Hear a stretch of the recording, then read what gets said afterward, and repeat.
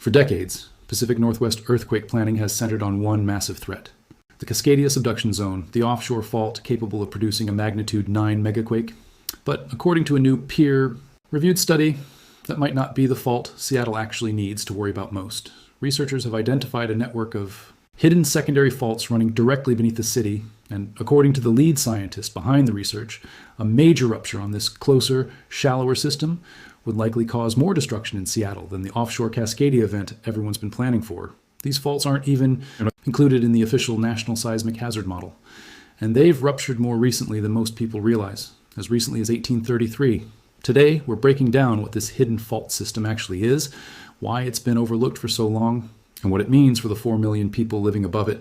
No guessing, no dramatizing, just the facts, the science, and the real stakes. According to a study published in the journal GSA Bulletin on January 27, 2026, led by Dr. Stephen Angster, a research geologist at the U.S. Geological Survey's Earthquake Science Center in Seattle, secondary faults within the Seattle fault zone appear to rupture roughly every 350 years, considerably more often than scientists had previously understood for this specific system. The Seattle fault zone itself is an east-west trending network of reverse faults running directly beneath the city, Bainbridge Island, and the surrounding Puget Sound lowlands, an area geologists have studied for decades. What this new research adds is a much clearer picture of two specific, newly mapped secondary faults within that broader zone, and evidence that they've fired repeatedly since the end of the last ice age.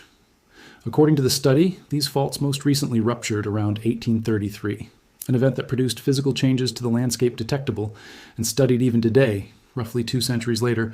Angster explained his role directly, figuring out when and how often.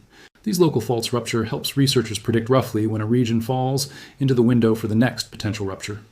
A genuinely important distinction from simply knowing a fault exists. Understanding its actual rupture frequency is what allows for meaningful hazard planning. Here's the detail that makes this research genuinely significant rather than simply an incremental update.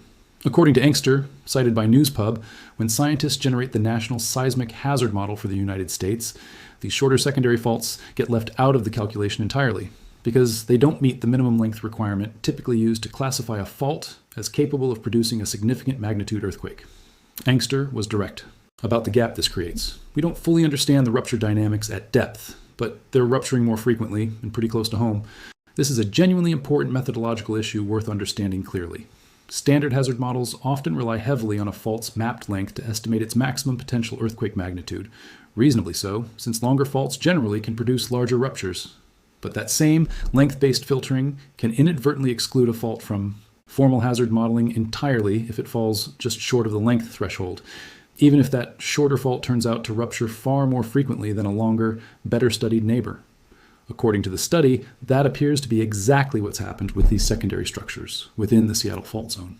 To understand why researchers describe this closer fault system as potentially more destructive than Cascadia, despite Cascadia's dramatically larger maximum magnitude potential, you have to think about the relationship between an earthquake's distance from a population center and how much damage it actually causes there. Angster explained this distinction plainly.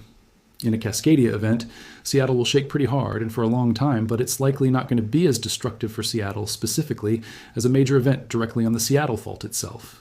This connects to a principle we've discussed repeatedly on this channel regarding earthquake depth and distance, most directly when comparing Venezuela's shallow, catastrophic June 2026 earthquake to Colombia's deeper, more geographically dispersed August 2026 event, a shallow fault. Rupturing directly beneath a densely populated city delivers concentrated, high-intensity shaking with far less distance for that energy to dissipate before reaching buildings, foundations, and infrastructure. Cascadia, by contrast, sits offshore, meaning even a genuinely massive magnitude 9 rupture there has tens of kilometers of distance and, in places, deep water and sediment to travel through before its energy reaches Seattle directly. The Seattle fault zone's secondary faults offer no such buffer. They run directly beneath the metropolitan area itself. There's an additional factor that compounds this specific risk, according to research cited by Axios and reviewed for this video.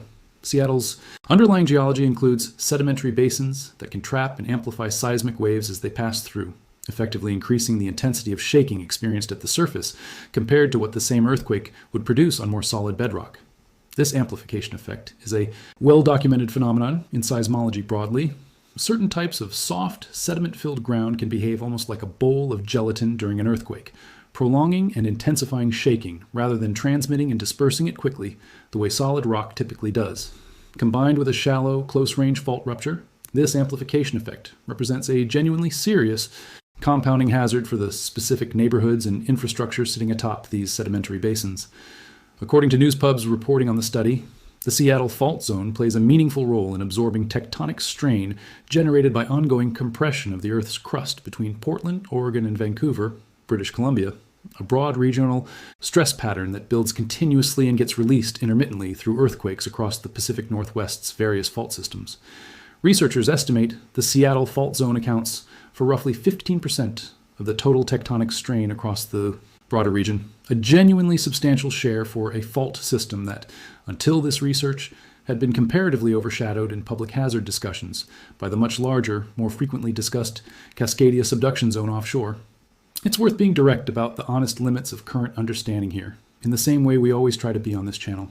Angster himself acknowledged that researchers are still trying to fully wrap their heads around the size and true destructive potential of these smaller faults, and how their more frequent rupture pattern relates to the timing of major ruptures on the broader main Seattle fault.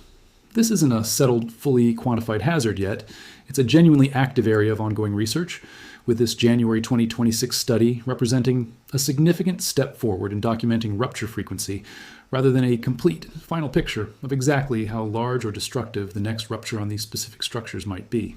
The research team used a combination of advanced seismic imaging, trench excavation studies, and detailed sediment analysis to map and date these fault structures, methods that allow geologists to identify physical evidence of past earthquakes preserved in layers of soil and rock, essentially reading a multi-thousand-year record of the ground's own earthquake history directly from the Earth itself. This research fits into a broader pattern we've discussed before on this channel regarding hidden or underappreciated seismic hazards, most directly when covering the earthquake. That struck a supposedly seismically quiet part of Alaska with no documented fault history at all. Both stories illustrate the same underlying scientific challenge.